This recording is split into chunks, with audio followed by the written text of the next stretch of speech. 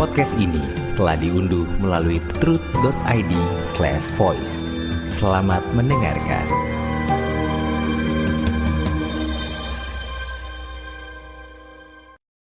Kebaikan Tuhan yang sejati.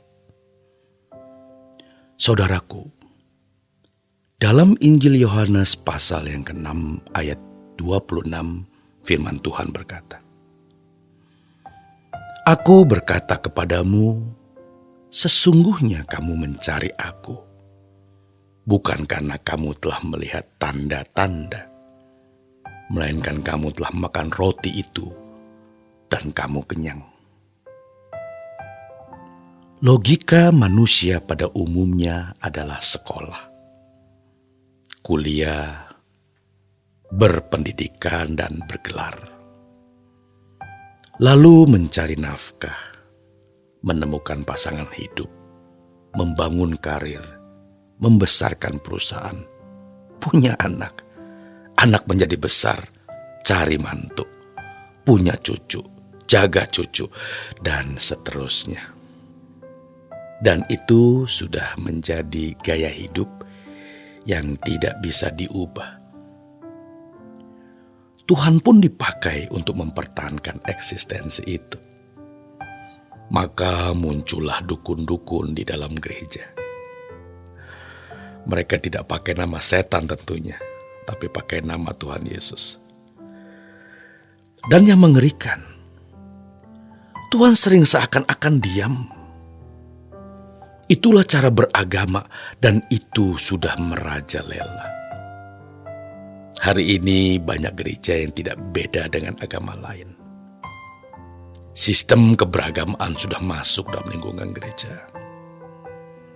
Apakah itu yang diajarkan oleh Tuhan Yesus? Pelayanan diartikan dengan kegiatan-kegiatan, sementara fokus manusianya diabaikan. Karena mereka menganggap manusianya sudah beres. Tuhan Yesus sudah mati di kayu salib, ditebus. Kalau mati masuk surga, ini salah, keliru, dan sesat. Keadaan ini sungguh memprihatinkan. Kalau kita punya prinsip the only world I have is Jesus, maka cara kita mencari Tuhan pasti berbeda. Perjuangan kita juga pasti berbeda. Selama ini Tuhan sering hanya dikasih remah-remah. Tentu tidak semua seperti itu, sebab ada yang sudah mulai fokus menjadi militan.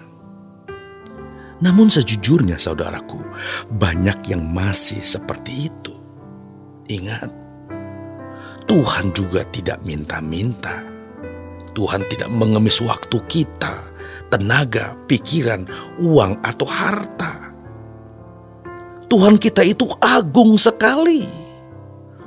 Kalau pengertian yang salah ini ada pada orang Kristen yang masih baru, mungkin kita cukup mengerti dan bisa menolerir. Tetapi kalau terus-menerus begitu, bertahun-tahun menjadi orang Kristen dengan cara berpikir yang salah ini, tentu hal ini menyedihkan hati Tuhan. Kita harus ingat saudaraku, bahwa iblis itu bukan hanya mampu melingkar di pohon pengetahuan tentang yang baik dan jahat. Namun iblis juga bisa melingkar di mimbar-mimbar gereja. Sebab kalau kita belajar Injil yang benar, maka kita bisa melihat, menemukan bahwa yang diajarkan itu bukan Injil yang Tuhan Yesus ajarkan. Bahkan Paulus mengutuk orang yang memberitakan Injil tidak seperti yang ia beritakan. Bahkan memanggil mereka dengan sebutan anjing. Oleh sebab itu kita yang mendengar kebenaran ini harus siuman, terjaga, sadar. Mulai puasa nonton yang tidak perlu ditonton. Mulai puasa bergaul dengan orang yang tidak perlu kita bergaul. Puasa untuk hal yang tidak perlu kita lakukan. Tuhan mau kita bertumbuh. Jangan merasa bahwa Yesus telah mati di kayu salib, maka semua beres.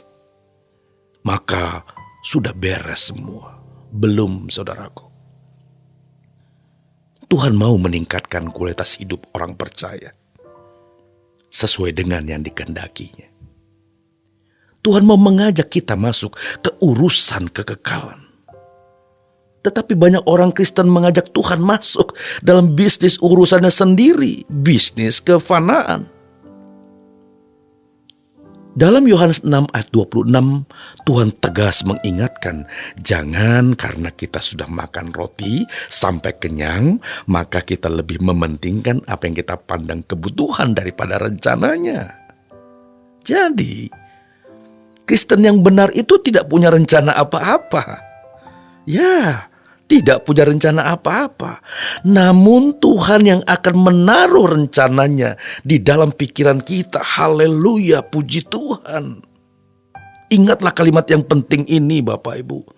Tuhan yang akan menaruh rencananya di dalam hatimu. Bagaimana caranya? Cari Dia dengan terus belajar. Maka nanti kita akan mengerti. Karena Tuhan datang untuk memberi hidupnya. Tetapi kalau kita masih mempertahankan hidup kita sendiri, atau kita mendengarkan suara gembala yang jahat, maka kita tidak akan bisa mengerti. Saudaraku, adapun ciri orang yang kualitasnya masih rendah adalah selalu minta perlindungan Tuhan atas hidupnya. Berharap agar dirinya dan keluarganya dijauhkan dari apa yang bisa merusak kesejahteraan hidup mereka. Bagi orang-orang seperti ini, segala sesuatu yang merusak cita-cita dan keinginan mereka adalah malapetaka. Sebab yang dipandang malapetaka itu semua yang mengurangi apa yang dianggap mereka sebuah hidup yang nyaman, aman, dan bahagia. Maka Tuhan dipakai untuk melindunginya. Perlindungan Tuhan kita memang butuhkan, itu pasti. Namun coba kita berpikir sejenak saudaraku.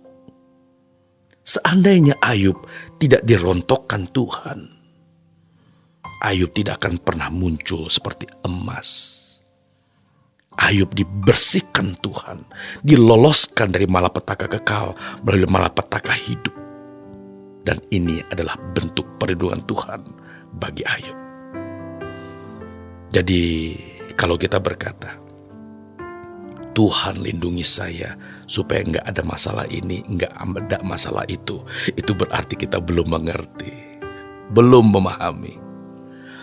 Tentu sebaliknya, kalau boleh dan seharusnya kita tidak perlu mendapatkan malapetaka, saudaraku. Ya, sebab kita sadar dengan sendirinya.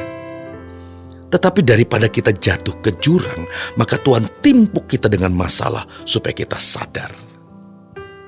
Dan ini akan menjadi kenangan abadi waktu kita nanti di kekekalan. Ya, kenangan abadi. Sehingga setelah menyelesaikan semua pergumulan itu, Dia berkata, hanya dari kata orang saja aku mendengar tentang engkau.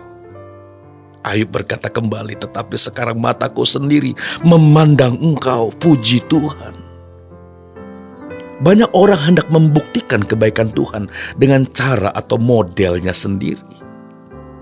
Tetapi Tuhan mengajarkan kita lewat semua masalah, di mana Ia membuktikan kebaikannya dalam hidup kita. Kalau hanya hal dapat jodoh, punya rumah, anak-anak sukses, itu belumlah kebaikan Tuhan.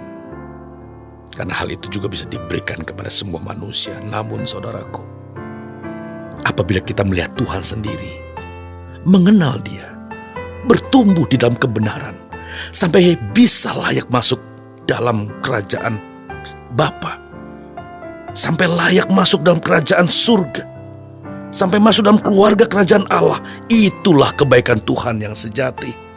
Selama berjuang saudaraku, Tuhan Yesus memberkati.